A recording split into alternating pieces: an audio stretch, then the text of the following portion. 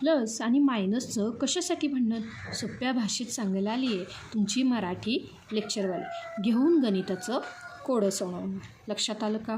नमस्कार विद्यार्थी मित्रांनो, आज आपण शिकणार आहोत गणिताचा एक असा धडा जो समजला तर खेळ नाहीतर बोंबाबो.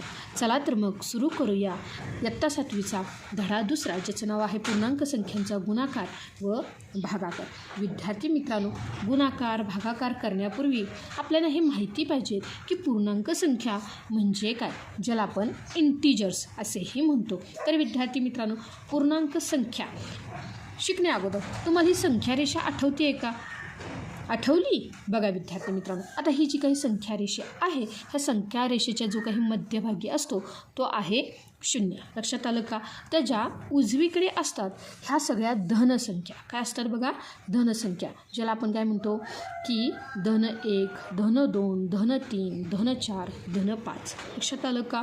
आणि ह्या शून्याच्या डावीकडे असतात सगळ्या ऋण संख्या, म्हणजेच काय? ऋण 1, ऋण 2, ऋण 3, ऋण 4, ऋण 5. आणि बघा, शून्य, धनसंख्या, ऋण संख्या या सर्वांना मिळून आपण म्हणतो पूर्णांक संख्या. लक्षात आलं का?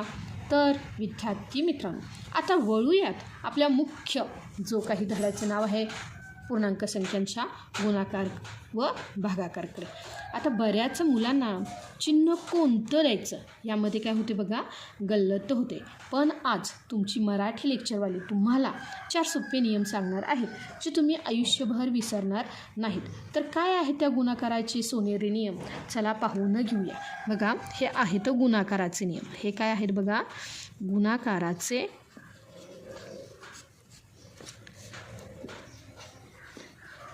नियम. जेव्हा पूर्णांक संख्या, त्यातला जो काही पहिला नियम आहे तो आहे बघा, जर पहिली संख्या ही धन असेल, काय सांगितले बघा, पहिली संख्या धन असेल आणि दुसरी संख्या धन असेल, तर ते येणारं उत्तर हे येतं धनसंख्या. काय येतं बघा?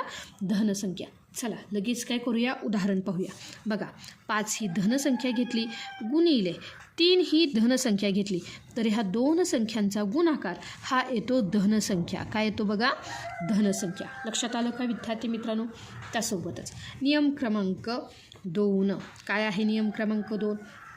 बघा, पहिली संख्या ही धन घेतली. काय घेतली बघा? पहिली संख्या धन घेतली, गुणाकार दुसरी संख्या ही ऋण घेतली, तर आता ह्या दोन संख्यांचा गुणाकार हा येतो ऋण.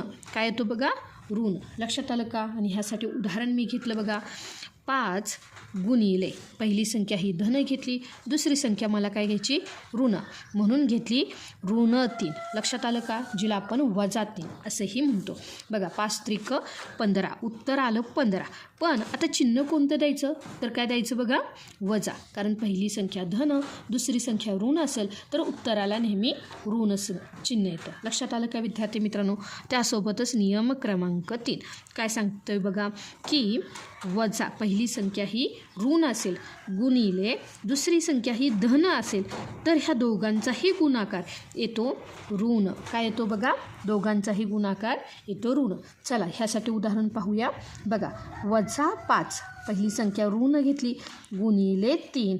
आता बघा, 5 त्रिक 15, 5 त्रिक 15 आणि उत्तराला काय येणार आहे बघा? ऋण चिन्ह. काय येणार आहे?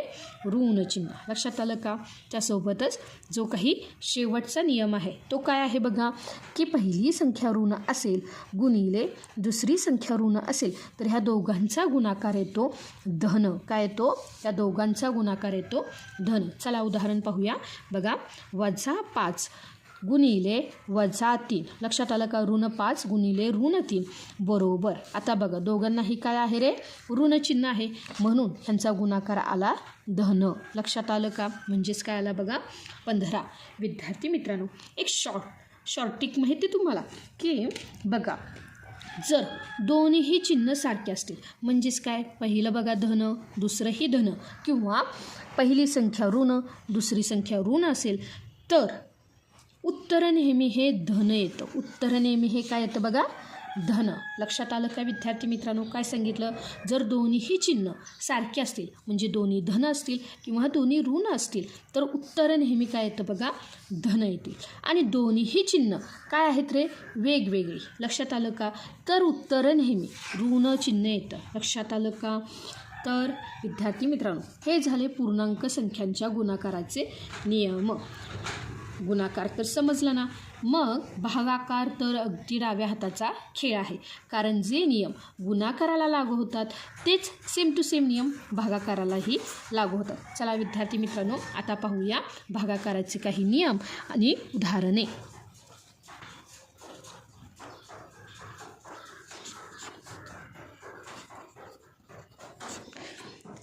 तर बघा विद्यार्थी मित्रांनो, जो काही पहिला नियम आहे तो काय आहे बघा, 2 धन संख्यांचा भागाकार धन येतो. काय सांगितलं बघा, 2 धन संख्यांचा भागाकार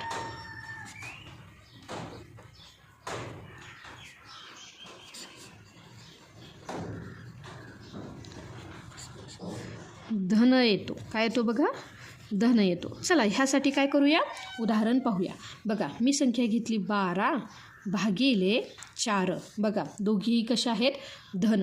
तर विद्यार्थी मित्रांनो, उत्तर काय येणार आहे बघा, मी ही आडवी मांडणी ही उभ्या मांडणीमध्ये लिहिलं तर काय येणार आहे, 4 1 4 4 3 12. येणारे जे उत्तर येतं ते कसं येतो रे, धन. लक्षात आलं का. हा झाला नियम पहिला. काय सांगितलं, जेव्हा 2 संख्यांचा भागाकार हा काय येतो रे, धन संख्या येतो. लक्षात आलं का. चला आता नियम क्रमांक 2 काय आहे बघा, 2 ऋण संख्यांचा भागाकार धन येतो. 2 ऋण संख्यांचा भागाकार धन येतो.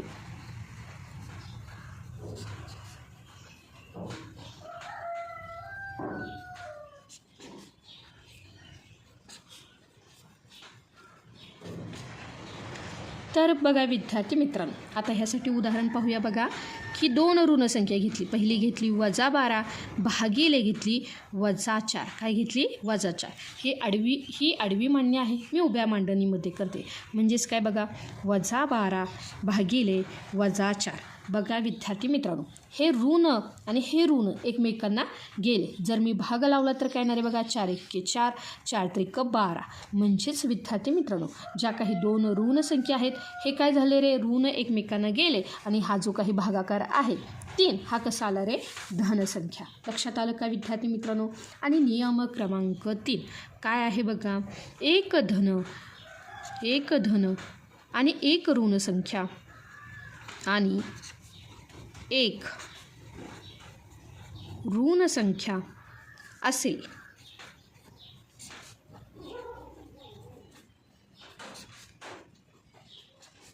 तर भागाकार ऋण येतो. तर भागाकार ऋण येतो.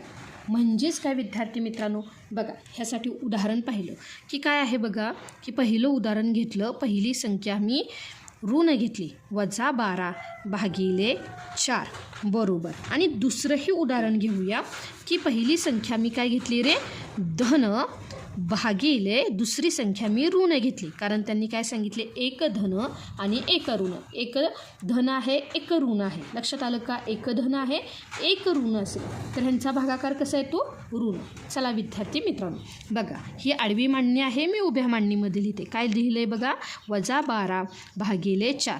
तर काय येणार आहे बघा, 4 1 4 4 3 12. म्हणजे येणारं उत्तर आहे ते किती आलं बघा, ऋण 3 किंवा -3. लक्षात आलं का. त्यासोबतच दुसरं उदाहरण काय आहे बघा, 12 भागिले -4. जर 4ने भागलं तर काय येणार आहे, 4 1 4 4 3 12. म्हणजे हे सुद्धा उत्तर येणार आहे ते काय येणार आहे, -3. लक्षात आलं का. तर विद्यार्थी मित्रांनो, आता बघा ह्यासाठी भागाकाराचे नियम आहेत, पण ह्यामध्ये आणखी एक महत्त्वाची टीप आहे की गणितामध्ये आपण कोणत्याही संख्येला शून्याने भागू शकत नाही. लक्षात आलं का. छेद कधीही शून्य नसतो. इथे मी ती टीप लिहून देते. काय सांगितलं बघा, गणितामध्ये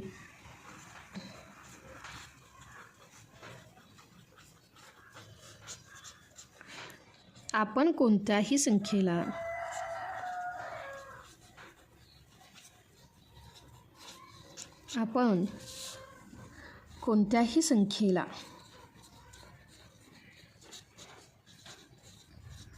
शून्याने भागू शकत नाही. शून्याने भागू शकत नाही. आणि छेद हा कधीही शून्य नसतो.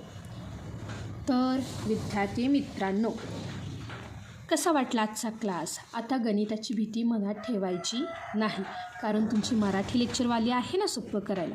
विद्यार्थी मित्रांनो, व्हिडिओ आवडला असेल तर लाईक करा, तुमच्या मित्रमैत्रिणींसोबत शेअर करा आणि चॅनेलला सबस्क्राईब करायला विसरू नका.